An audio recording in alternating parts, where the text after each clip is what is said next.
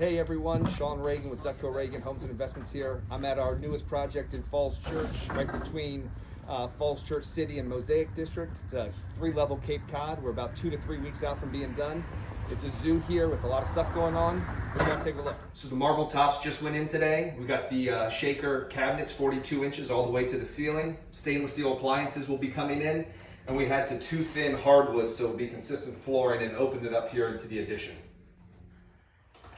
All right, here we are in the primary suite. We converted 2 bedrooms on the upper level to 1 large suite with a master bath here with tile and the double vanities with the granite just going in today.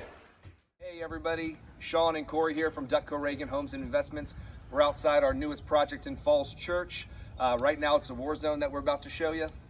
Yeah, it'll come a long way. So it looks like crap right now, but give us 5 or 6 weeks, it'll come a long way. It's a 3-level colonial with an addition. So we're opening up the inside. We'll show you inside, but it'll be 4 beds, 3.5 baths, and complete transformation over the next few weeks.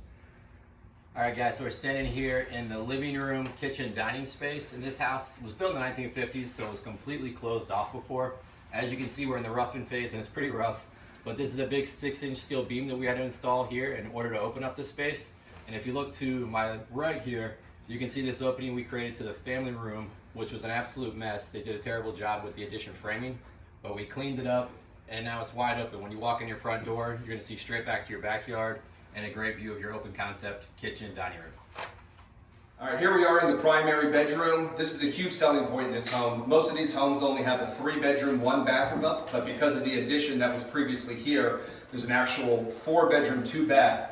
It had an awkward layout at first when we came in, a lot of wasted space, so we made a much larger master bath here, a walk-in closet over there, and we had to install a beam to be able to create this space so that we can make the master even that much bigger.